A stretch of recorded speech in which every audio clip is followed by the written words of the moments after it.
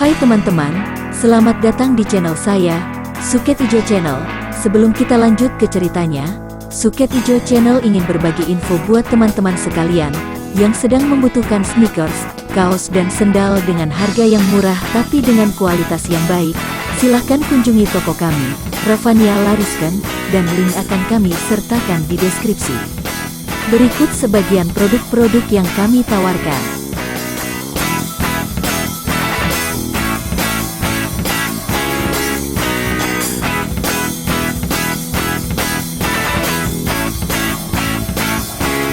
Oke, kalau gitu mari kita lanjut ke ceritanya lagi. Suling Emas, serial Bukek Xiansu, karya Asmaraman S. Ho Ping Hu. Bagian ke-39. Terobatilah hati Bilon. Ketika pada keesokan harinya ayahnya mendapatkannya di situ, terpaksa ia ikut pulang ayahnya. Dan tentu saja hatinya girang sekali, ketika pada malam harinya, Pou Qilui benar-benar datang membawanya pergi, dan tentu saja ia ikut pergi dengan sukarela. Lebih baik ikut pergi bersama kekasihnya ini, dan sehidup semati menjadi istrinya, daripada menjadi seorang gadis ternoda, yang akan menderita malu seumur hidupnya. Apalagi setelah ia ketahui bahwa kekasihnya itu ternyata adalah seorang yang amat penting, seorang raja, biarpun hanya rajanya pengemis. Dan melihat selir suaminya begitu banyak, ia menjadi tidak senang, dan minta kepada suaminya untuk menghalau semua selir itu, yang juga diturut oleh Pou Qilui, kecuali 5 selir yang tadi melayani mereka makan minum. Demikianlah keadaan singkat si raja pengemis yang lihai itu. Ketika Pou Kaiong mendengar kata-kata Kim Mo Taisu yang penuh teguran, ia mengangkat muka memandang, mulutnya tersenyum sinis, pelupuk matanya bergetar sedikit, kemudian terdengar suaranya yang serak, "Kim Mo Taisu, apakah kau mendapat nama besar itu karena kesukaanmu mencampuri urusan dalam rumah tangga orang lain? Ku bunuh Lo Kai, itu adalah urusan Kai Pang kami. Ku butakan mata kedua orang selirku, itu adalah urusan keluargaku sendiri. Tidak peduli, aku hanya seorang tamu, aku tidak peduli akan segala urusanmu yang busuk." Kim Mo Taisu menggoyang-goyang tangannya. "Hehe.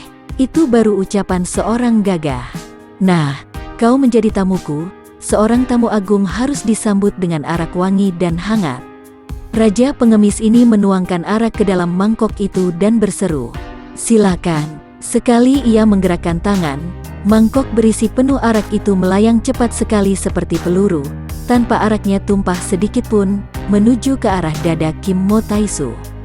Kim Mo Taisu tersenyum, mengangkat tangan kirinya dan begitu tangannya bergerak, ia sudah menerima mangkok itu di atas telapak tangan kirinya, di mana mangkok itu kini berdiri dan sedikit pun tidak ada arak yang muncrat dari dalamnya.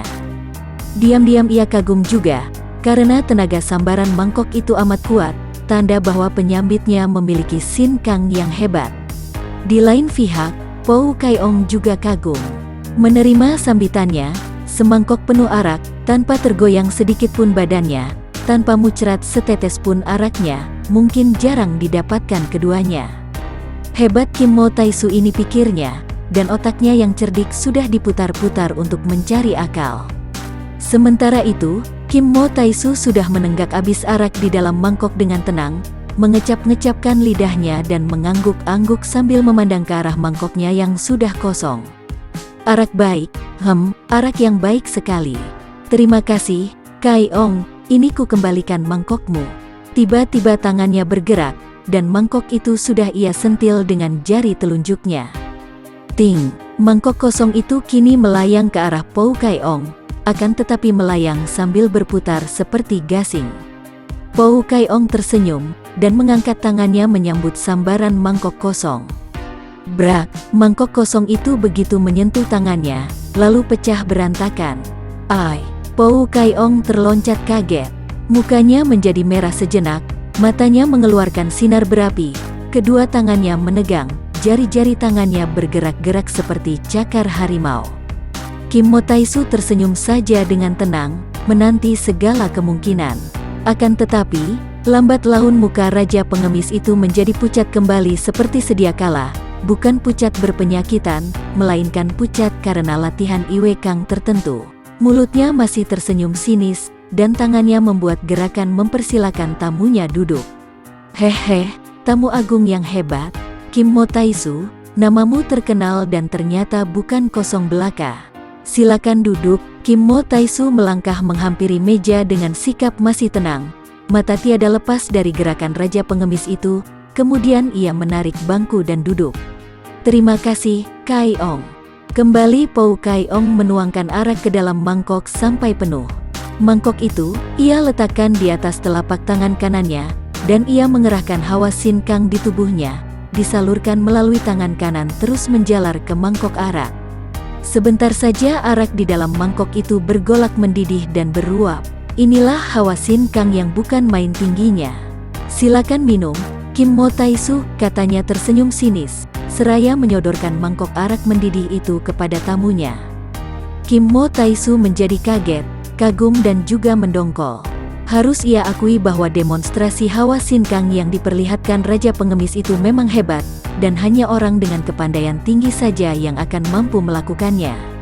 Akan tetapi, orang lain boleh merasa jerih, baginya demonstrasi itu hanyalah permainan untuk menakuti anak kecil. Sambil tersenyum pula ia mengulur tangan menerima mangkok arak mendidih itu sambil mengerahkan Sin Kangnya. Aneh tapi nyata, begitu mangkok arak mendidih itu berada di telapak tangan Kim Mo Taisu, mendadak uapnya hilang dan arak itu tidak bergolak mendidih lagi.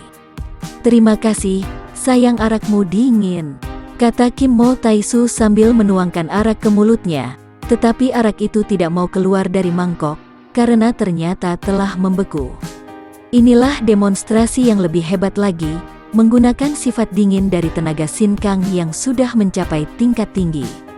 Sambil tersenyum lebar Kim Mo Taisu meletakkan mangkok itu ke atas meja dan memandang tuan rumah. Agak berubah air muka yang pucat dari raja pengemis itu. Telah 2 kali ia menguji dan mendapat kenyataan bahwa kepandaian tamunya benar-benar hebat, maka ia harus berlaku hati-hati sekali. Kim Mo Taisu, keperluan apakah yang membawamu datang mencari aku? Kim Mo Taisu menyambar mangkok arak dan meneguknya abis, lalu mengangguk-angguk dan menjilati bibirnya. Arak baik, arak baik. Pou Kai Ong tertawa. Hahaha, kiranya kau setan arak. Minumlah. Ia melemparkan seguci arak ke arah Kim Mo Taisu. Lemparan ini kuat bukan main, karena disertai tenaga Lwe Kang, sedangkan jarak antara mereka dekat saja, hanya terpisah sebuah meja. Namun dengan enaknya Kim Mo Taisu menerima guci arak itu, dan terus menggelogoknya langsung tanpa cawan atau mangkok lagi. Setelah 5-6 mangkok arak memasuki perutnya, baru ia berhenti dan meletakkan guci arak di atas meja. Pou Kai Ong, kebetulan sekali aku berkenalan dengan Liong Kausu, guru silat Liong, di Sin Yang, dan karena tidak tahan mendengar tangis seorang ayah kehilangan puterinya, maka aku datang ke sini mencarimu. Ah, wanita cantik baju biru yang sejak tadi duduk tenang menonton pertunjukan ilmu yang hebat itu, kini berseru tertahan, wajahnya berubah pucat. Akan tetapi Pou Kilui tertawa mengejek. Kim Mo Taisu, setelah sekarang kau dapat bertemu denganku, apa yang kau kehendaki? Orang si Pou, kau telah menculik puteri Liong Kausu. Sekarang harap kau memandang mukaku, dan mengembalikan puterinya itu, kalau tidak, hahaha, terpaksa aku lupa bahwa aku telah kau suguhi arak yang baik. Pou Kilui juga tertawa. Hehehe, aku pun menyuguhi arak padamu sama sekali bukan dengan maksud menyuap. Ia lalu bangkit berdiri dan memperkenalkan wanita yang duduk di sebelahnya. Kim Mo Taisu, perkenalkan, inilah istriku yang bernama Liong Bilon, puteri Liong Kausu dari Sin Yang. Istrimu? Kim Mo Taisu terkejut dan heran. Moi kekasihku, kau katakanlah kepada Kim Mo Taisu, benarkah bahwa aku menculikmu? Dengan muka berubah menjadi merah sekali karena jengah, wanita itu memandang Kim Mo Taisu dan berkata, aku pergi mengikutinya dengan sukarela, urusan kami berdua ini apa sangkut pautnya dengan orang luar? Kim Mo Taisu memandang terbelalak kepada wanita itu. Sungguh tak pernah disangkanya sama sekali, bahwa ia akan menghadapi hal seperti ini, tak mengira bahwa urusan akan menjadi begini. Ia tahu sebelumnya, tentu saja ia tidak sudi ikut mencampuri. Dapat ia menduga bahwa wanita ini telah terpikat oleh Pou Kai-ong, telah jatuh cinta, atau juga karena takut. Akan tetapi wajah yang cantik itu sama sekali tidak membayangkan rasa takut, jadi terang bahwa wanita ini telah jatuh cinta kepada si Raja Pengemis. Tentu saja Kim Mo Taisu tidak tahu apa yang telah terjadi, tidak tahu bahwa sesungguhnya bukan karena takut atau cinta, melainkan karena sudah terlanjur terjun ke dalam lumpur kehinaan, maka wanita itu terpaksa mengikuti Pou Qilui. Saking malu dan mendongkol, Kim Mo Taisu menepuk kepalanya sendiri lalu bangkit berdiri. Wajahnya kehilangan senyumnya seperti orang gila ketika ia berkata, "Cinta memang aneh.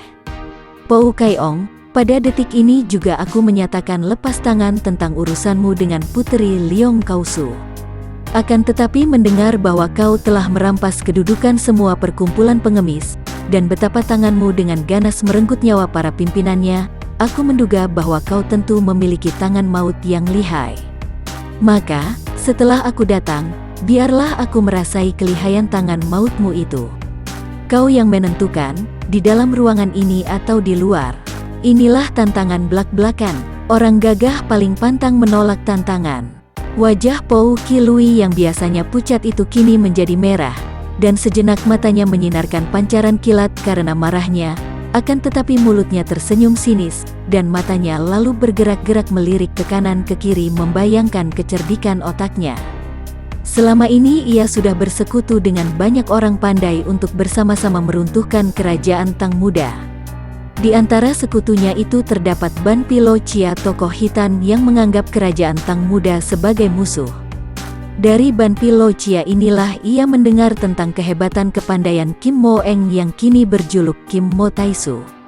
Kalau Ban Pilo Chia yang demikian lihainya memuji kepandaian seseorang, maka ia harus waspada menghadapi orang itu. Apalagi tadi ia pun sudah membuktikan sendiri kehebatan Sin Kang dari manusia Sinting ini. Dan sungguh kebetulan sekali, dalam beberapa hari ini ia sudah berjanji akan mengadakan pertemuan dengan para sekutunya di puncak Tapisan. Maka ia lalu menahan kemarahannya, berkata dengan senyum lebar, "Bagus, aku pun sudah lama mendengar akan kehebatanmu, dan ingin sekali merasai pukulan tanganmu. Akan tetapi kau melihat sendiri, aku adalah, masih pengantin baru. Bagaimana aku dapat mengotori suasana meriah dengan istriku tersayang ini dengan pertandingan? Istriku tentu akan merasa gelisah setengah mati. Kim Mo Taisu, kalau kau memang jagoan, dan tidak menyesal dengan tantanganmu, biarkan aku beristirahat selama 3 hari untuk mengumpulkan tenaga. Kemudian 3 malam berikut ini aku akan menantimu di puncak gunung ini, di mana kita akan dapat bertanding sepuas hati kita tanpa mengganggu istriku. Bagaimana? Apakah kau berani?" Kim Mo Taisu tertawa bergelak. Ia cukup berpengalaman, dan ia dapat menduga bahwa calon lawannya itu mencari alasan kosong. Entah tipu muslihat apa yang hendak digunakannya 3 hari kemudian di puncak Tapisan. Akan tetapi, ia sama sekali tidak merasa gentar. 3 malam yang akan datang kebetulan bulan gelap. Aku akan menantimu pagi-pagi pada hari keempat di puncak. Nah, aku pergi." Setelah melenggang keluar dari ruangan itu, terus berjalan dengan langkah seenaknya dan tidak mempedulikan pandang mata para pengemis yang menjaga di luar gedung. Setelah keluar dari gedung, tubuhnya bergerak cepat, dan sebentar saja lenyaplah bayangannya dari pandang mata pengemis yang terbelalak lebar penuh kekaguman dan juga ketakutan. Baru kali ini mereka melihat ada orang yang berani menantang Kai-ong mereka dapat keluar dengan selamat dan seenaknya. "Suhu!" Busong berseru girang sekali ketika ia melihat Kim Mo Taisu duduk bersama di bawah pohon. Kedua kakinya sudah merasa amat lelah mendaki bukit yang amat sukar itu, akan tetapi begitu melihat suhunya, semangatnya timbul, dan ia berlari terengah-engah di jalan tanjakan, menghampiri suhunya. Kim Mo Taisu membuka kedua matanya, dan tersenyum girang memandang muridnya. Bocah yang sama sekali tidak pandai ilmu silat ini telah membuktikan keberanian luar biasa, dan keuletan yang mengagumkan, bahwa ia dapat juga menyusulnya sampai ke lereng gunung yang merupakan perjalanan amat sukar bagi orang yang tidak terlatih ilmu silat. Muridnya itu datang dengan muka agak pucat dan tubuh membayangkan kelelahan hebat. Akan tetapi pundi-pundi uang itu masih digendongnya, dan semangat besar masih bernyala-nyala di sepasang mata yang bersinar-sinar itu. "Bu Song, lekas kau duduk bersila di sini. Kau harus belajar bagaimana memulihkan tenagamu kembali dan menghilangkan lelah." Bu Song tidak membantah. Diturunkannya pundi-pundi dari pundaknya, kemudian ia duduk bersila di depan gurunya, meniru kedudukan kaki yang ditekuk tumpang tindih. Tarik napas dalam-dalam sewajarnya tanpa paksaan, busungkan dada, kempiskan perut, tarik terus yang panjang. Kim Mo Taisu memberi petunjuk sambil memberi contoh. Bu Song memandang gurunya dan mentaati perintah ini, terus menarik napas dan merasa betapa dadanya penuh sekali. Keluarkan napas, perlahan-lahan sewajarnya tanpa paksaan, kempiskan dada, busungkan perut. Nah, begitu ulangi sampai 9 kali, makin panjang makin baik. Otomatis Bu Song mentaati perintah suhunya ini, makin lama makin baik cara ia bernapas.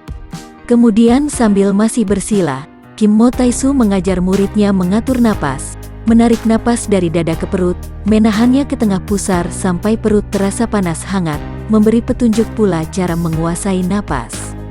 Kau umpamakan napasmu seekor naga yang sukar dikendalikan, akan tetapi kau harus dapat menunggang naga itu, kau biarkan dirimu dibawa terbang keluar masuk, terus kau tunggangi, jangan lepaskan sedikit pun juga, akhirnya kau tentu akan mampu menguasai dan menaklukkannya. Demikianlah Kim Mo Taisu memberi petunjuk.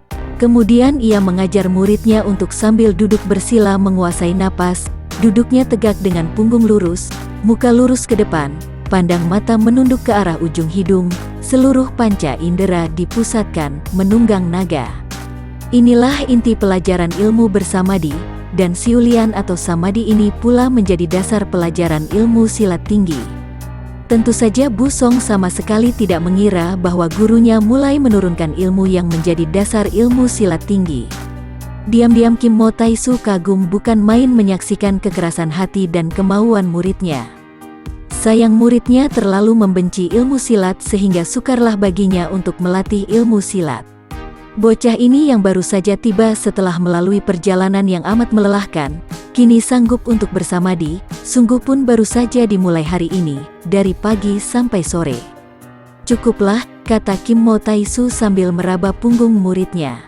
Bu Song bagaikan sadar dari mimpi indah, dan dengan hati girang ia merasa betapa tubuhnya sehat dan segar, tidak merasakan kelelahan lagi.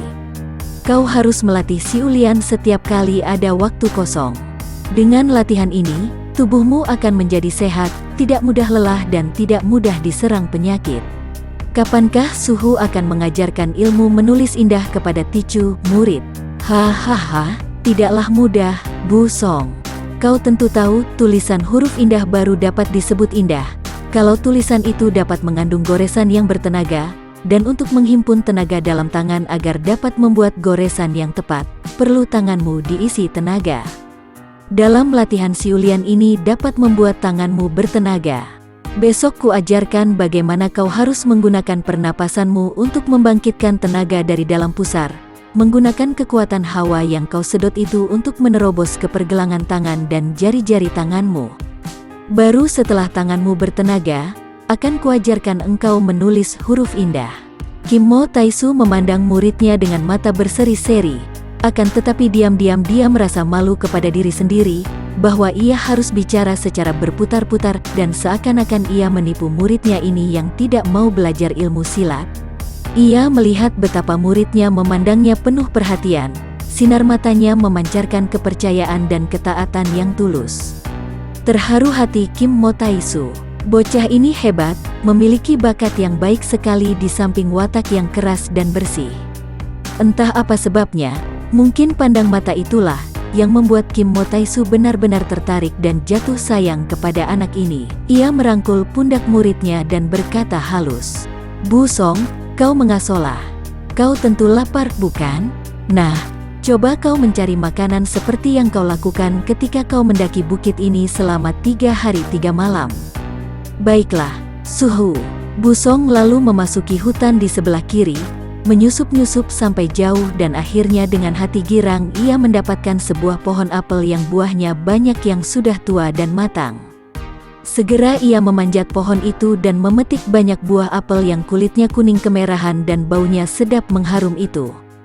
Buah-buahan itu ia masukkan ke dalam kantung uang sampai penuh. Tiba-tiba telinganya mendengar bunyi kelenengan kuda, nyaring sekali bunyi itu, bergema di antara pohon-pohon.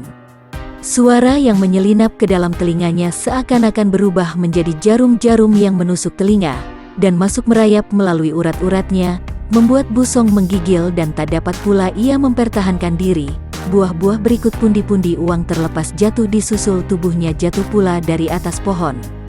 Untung baginya, pohon itu tidak terlalu tinggi, juga ketika ia terjatuh, tubuhnya tertahan oleh cabang dan dahan di sebelah bawah sehingga ketika ia terbanting ke atas tanah, Busong hanya merasa pinggul dan bahu kirinya saja yang agak sakit.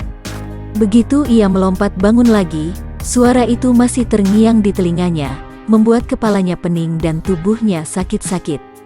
Betapapun ia menahan dan menutupi telinganya dengan kedua tangan, tetap saja suara itu menembus masuk. Saking sakitnya, serasa seperti jantungnya ditusuk-tusuk jarum, Busong bergulingan di atas tanah, merintih-rintih. Ingin ia melompat dan lari ke tempat suhunya, namun suara kelenengan itu makin keras dan kini ia sudah bangkit berdiri lagi. Tiba-tiba ia teringat akan nasihat suhunya, kalau kau berhasil menunggang naga, apapun di dunia ini tidak akan mampu mengganggu badan dan pikiranmu. Menunggang naga adalah istilah untuk duduk memusatkan perhatian kepada masuk keluarnya hawa pernapasan. Teringat akan ini, cepat-cepat Busong mengerahkan tenaganya untuk duduk bersila, kemudian mengerahkan pula segenap tekad dan kemauannya untuk menarik semua panca indera, terutama pendengarannya, menjadi satu dan memaksa diri menunggang naga, seperti yang pernah ia latih di bawah petunjuk suhunya. Sebentar saja anak yang bertekad membaja ini telah berhasil tenggelam ke dalam keadaan diam, tekun menunggang naga pernapasannya sendiri, sehingga lupa pula akan suara kelenengan yang mempunyai daya mujizat tadi. Suara kelenengan masih terdengar nyaring, akan tetapi kini seakan-akan hanya lewat di luar daun telinganya saja, tidak mampu masuk, karena telinga itu telah ditinggalkan penumpangnya atau penjaganya yang sedang seenaknya menunggang naga. Setelah lama suara kelenengan itu tidak berbunyi lagi, baru Busong sadar bahwa telinganya tidak menghadapi bahaya suara mujizat itu, maka ia lalu melompat bangun, mengumpulkan buah-buah yang berceceran dan membungkusnya di dalam pundi-pundi uang. Kemudian ia lari menuju ke tempat suhunya. Bunyi kelenengan yang tadi terdengar oleh Busong keluar dari sebuah kelenengan kecil yang dibunyikan oleh tangan seorang kakek tinggi besar. Kakek ini menunggang keledai kecil sehingga kelihatannya lucu sekali. Kedua kakinya yang panjang tergantung di kanan kiri perut keledai hampir menyentuh tanah. Namun keledai kecil itu ternyata mampu berjalan cepat dan pandai pula mendaki bukit. Sambil membunyikan kelenengan, kakek ini melenggut di atas punggung keledai, hiasan bulu di atas kain kepalanya mengangguk-angguk, dan jubahnya yang panjang lebar itu melambai-lambai tertiup angin gunung.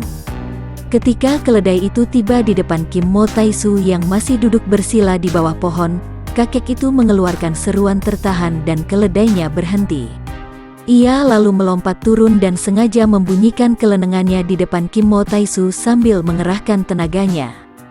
Terheran-heran kakek itu melihat betapa orang yang duduk bersila itu masih saja duduk, sama sekali tidak bergeming biarpun bunyi kelenengan itu sebetulnya dapat merobohkan lawan tangguh.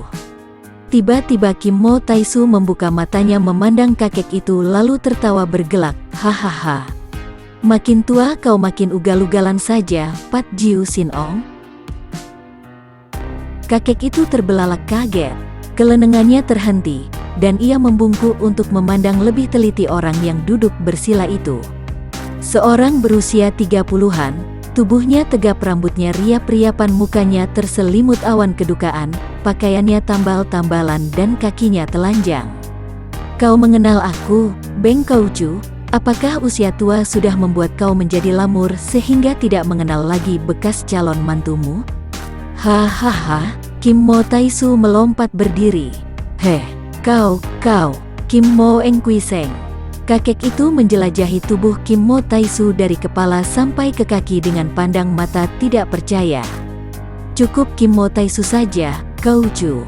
Aha, jadi kaulah Kim Mo Taisu. Kakek itu lalu merangkul pundak dan tertawa bergelak-gelak. Siapa akan mengira, dahulu kau seorang sastrawan tampan, sekarang, seorang jembel busuk. Hahaha, alangkah akan girang hatiku kalau melihat anakku berpakaian jembel duduk di sampingmu bersiulian di bawah pohon. Ah, sayang tidak demikian jadinya. Kui Seng, menyesal sekali dahulu ada penjahat secara menggelap menyerangmu, sehingga kau jatuh ke dalam jurang. Sungguh mati, kukira kau sudah hancur di dasar jurang. Sebaiknya begitu, sayang nyawaku belum mau meninggalkan tubuh yang buruk nasib ini, masih ingin membiarkan tubuh ini menderita. Pat Jiu Sin Ong, bagaimana kau bisa sampai di sini? Kakek itu menarik napas panjang. Semua gara-gara Lucian, anak durhaka itu. Apakah kau tidak pernah bertemu dengannya? Kim Mo Taisu menggeleng kepala. Di dalam hatinya ia enggan bicara tentang bekas kekasihnya itu. Dia sudah pergi meninggalkan suaminya, Jenderal Kam Siek. Alangkah untungnya kau. Kalau dia menjadi istrimu, agaknya kau pun akan makan hati seperti aku yang menjadi ayahnya. Dia pulang menceritakan bahwa dia meninggalkan suaminya. Ketika aku marah-marah kepadanya, ia malah minggat sambil mencuri kitab-kitabku. Benar-benar anak durhaka dia. Aku mencarinya sampai berbulan-bulan. Kau benar-benar beruntung dapat terlepas daripadanya.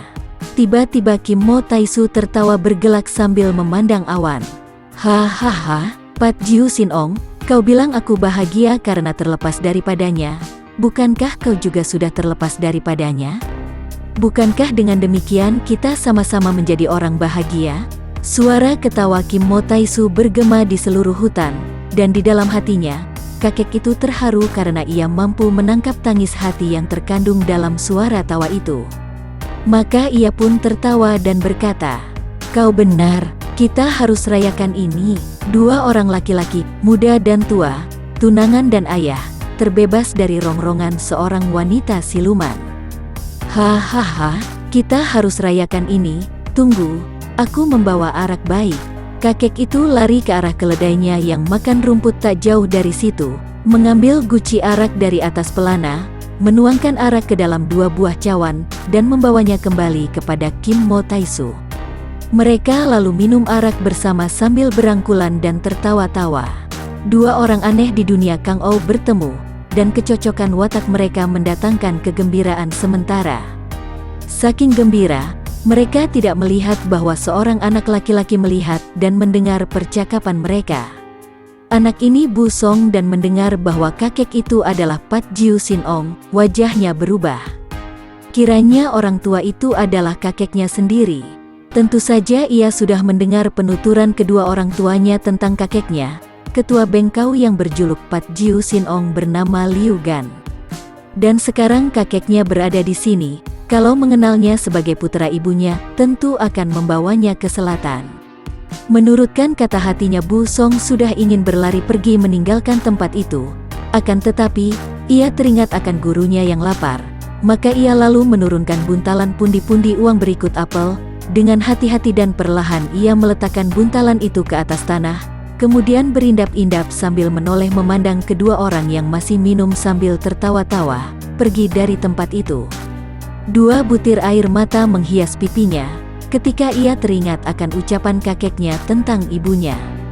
Setelah 2 orang itu tidak tampak lagi, Bu Song lalu pergi secepatnya. Setelah arak yang diminum habis, Pat Jiu Sin Ong melepaskan rangkulannya, melempar cawan kosong ke bawah lalu berkata, "Kim Mo Taisu, sekarang kau bersiaplah, mari kita mengadu kepandaian." Kim Mo Taisu menghela napas, melemparkan cawan kosongnya pula ke atas tanah. "Pat Jiu Sin Ong, apa pula ini?